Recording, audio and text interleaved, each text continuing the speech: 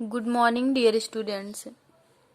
आज हम लोग आपके 12th चैप्टर यानी मुंबई लेसन का दूसरा वीडियो देख रहे हैं, जिसमें हम आगे एक्सप्लेन करते हैं लाइन टू लाइन रीडिंग के साथ। महात्मा ज्योतिबा फुले मार्केट और the Crawford market is famous for getting the best of fruits and vegetable इन मुंबई। ये कुछ और मार्केट्स के बारे में वर्णन कर रहा है हमारा राइटर कि महात्मा ज्योतिबा फुले जो मार्केट है वो और क्रोफोर्ड मार्केट, ये दोनों किसके लिए ज्यादातर फेमस हैं? फल और सब्जियों के लिए। यानी मुंबई में फल और सब्जियों के लिए सबसे ज्यादा फेमस जो मार्केट है वो महात्मा ज्योतिबा फुले मार्केट और क्रोफोर्ड मार्केट है। आगे है द विक्टोरिया टर्मिनल। ये जो टर्मिनल आपको जो दिखाया गया है ये क्या है? यानी सीमावर्ती जो स्टेशन होता है वो हमारा ये टर्मिनल, उसी को हम टर्मिनल कहते हैं। तो जो विक्टोरिया टर्मिनल है, स्टेशन है, ये is the railway station of Mumbai. यह मुंबई का एक रेलवे स्टेशन है जो इस चित्र में आपको दिखाया गया है। The Mumbai port is the country's best natural harbour.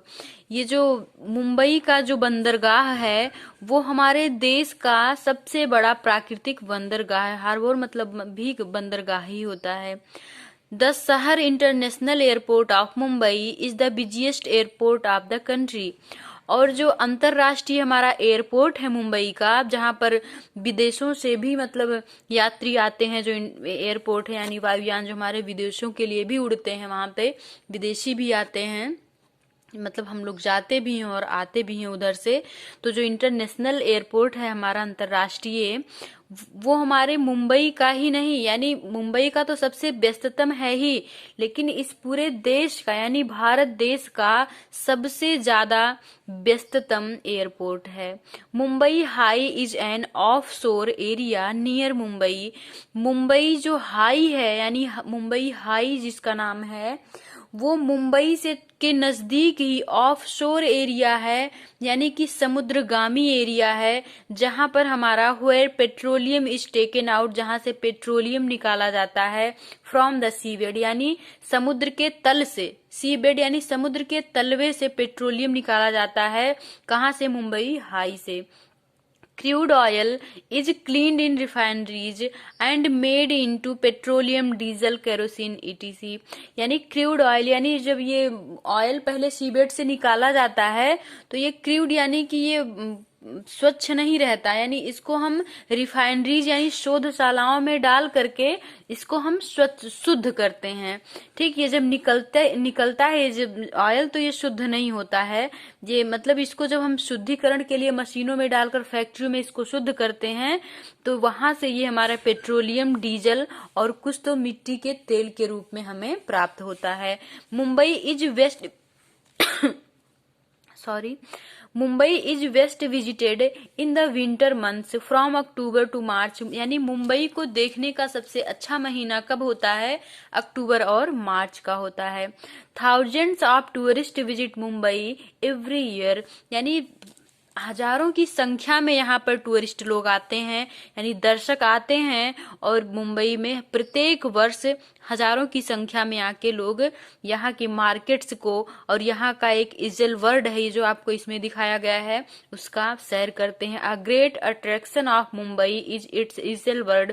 Equal world यानी ये यहाँ का ये एक ऑफशोर ये भी एरिया है जहां पर यानी ये एक पार्क की तरह इजल वर्ड जो है। यहाँ पर देखिए सारे खेलने के, घूमने के, देखिए यहाँ पर ये झूले टाइप का बना हुआ है यानी घूमने वाला। इस तरह के बहुत सारे ऐसी चीजें हैं जहां पर बच्चे और अन्य टूरिस्ट आकर के बहुत ही आनंद उठाते हैं। तो क्या कह रहा है कि अ ग्रेट अट्रैक्शन यानी सबसे आकर्षक, बहुत ही आकर्षक है ये इजल वर्ड मुंबई का।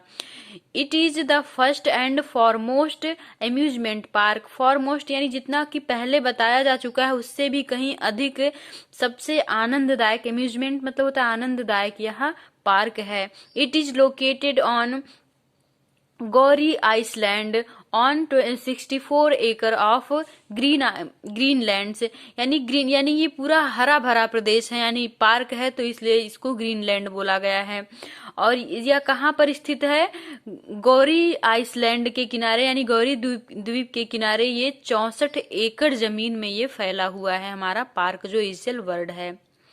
Located away from the clamorous city life, यानी यह जो हमारे शहर का कौतूहल भरा जो वातावरण है, कौतूहल मतलब होता है कि बहुत ज्यादा जैसे बिजी गाड़ियों की आवाज, शोरगुल, ये सारी चीजों से ये जो हमारा ईसेल वर्ल्ड है ये थोड़ा सा दूर है, यानी शांत वातावरण है वहां का। From this park is a refreshing gateway from the मुंडन टू द मैजिकल। मुंडन मतलब होता है साधारण, और मैजिकल मतलब होता है जादुई लोग, यानी जादुई का मतलब हाई फाई, जो ज्यादा अलग सोसाइटी से बिलोंग करते हों। गेटवे मतलब होता है सैर सपाटा करना, यानी ये जो हमारा पार्क है ईसेल वर्ल्ड है, यह एक रिफ्रेशिंग मोमेंट देता है हमें, यानी हमें एकदम तरोताजा कर देता है, चाहे वो साधारण लोग हों चाहे हाई सोसाइटी के लोग हों। It is an unmatched leisure destination, यह एक मतलब हमारे वक्त को, यानी हमारे खाली वक्त को बिताने के लिए केवल हमें ही नहीं बल्कि हमारे पूरी फैमिली के साथ वहां पर क्या करते हैं, हमारे खाली समय को बिताने का एक अच्छा रास्ता होता है। डेस्टिनेशन मतलब होता है मंजिल या फिर हमारा गंतव्य स्थान, यानी यह सबसे अच्छा स्थान होता है कि जहां पर हम अपने खाली समय को बिता सकते हैं। लाइश्योर मतलब खाली समय। Offering enthralling attractions to the entire family, यानी इतना ही नहीं, यह पूरे परिवार के साथ भी यह ऐसा आकर्षण, इंथ्रेलिंग यानी मनमोहित, यानी मन को मुग्ध कर देने वाला आकर्षण वहां पे होता है, जहां हम खुद अकेले भी और अपनी पूरी फैमिली के साथ भी आनंद ले सकते हैं। इट ऑफर्स 40 एक्साइटिंग राइड्स, या हमें क्या क्या ऑफर करता है, यानी क्या क्या वहां पर है जिसका हम यूज कर सकते हैं अपने अम्यूजमेंट के लिए। तो 40 वहां पर उत्साहवर्धक राइड्स हैं, यानी जिसपे हम चढ़ करके खेल सकते हैं। गेम्स हैं, ऐसे बहुत सारे खेल और भी हैं। एंड अट्रैक्शंस, और ऐसे ही बहुत सारे मनमोहक चीजें हैं जो हमें बहुत ही आकर्षित करते हैं। The Water Kingdom is said to be the largest of its kind, और यहाँ का जो यानी पानी का जो जगत है, यहाँ का जो साम्राज्य है पूरा, यानी जो बीच है वहां का समुद्र के किनारे की जो एरिया है वो बहुत ही बड़ा है। Of its kind in Asia, यानी यह एशिया में सबसे बड़ा साम्राज्य है पानी का, यानी ये जो बीच है ये सबसे बड़ा साम्राज्य है। Special ferries get you across the park, ऐसा माना जाता है, यानी कहने का तात्पर्य है राइटर के कि यहाँ पर परियां भी आती हैं पार्क में घूमने के लिए। Essel World is a place where fun never sets, Essel World यानी मुंबई का जो ईसेल वर्ल्ड है यह ऐसा स्थान है जहाँ पर आनंद कभी खत्म ही नहीं होता है। Other places of tourist interest are, और भी ऐसे कुछ स्थान हैं जो हमारे टूरिस्ट को, पर्यटकों को और आनंद देते हैं और आकर्षित करते हैं, रुचिवर्धक होते हैं। वो क्या है? गेटवे ऑफ इंडिया, यानी इंडिया का गेटवे जो है वो सबको बहुत ही आकर्षित करता है। जुहू बीच है, यानी जो समुद्र तटीय एरिया है। चौपाती है। फ्लोरा फाउंटेन है, यानी फ्लोरा फाउंटेन यानी फव्वारा जो जहाँ पे लोग नहा सकते हैं।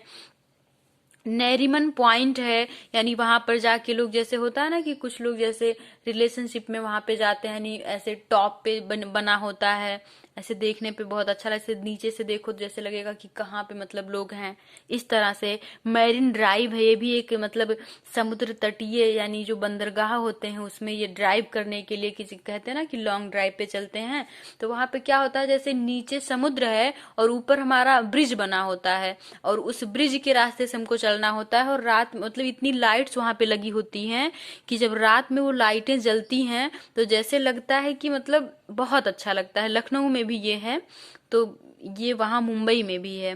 कमला नेहरू पार्क भी वहां पर है, बहुत ही फेमस है। और तारापुर वाला एक्वेरियम है, यानी एक्वेरियम यानी जो मत्स्य पालन होता है वहां पर, बहुत बड़ा ही है तारापुर वाला एक्वेरियम, जहाँ पे मछलियां पाली जाती हैं।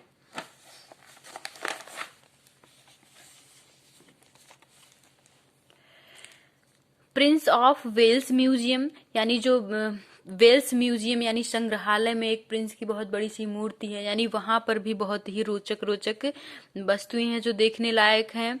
राजाबाई क्लॉक टावर है, ऐसा टावर यानी केवल उस टावर पे इतना बड़ा टावर बना हुआ है, उस पे केवल क्लॉक है यानी घड़ी बनी हुई है, बहुत ही आकर्षक है।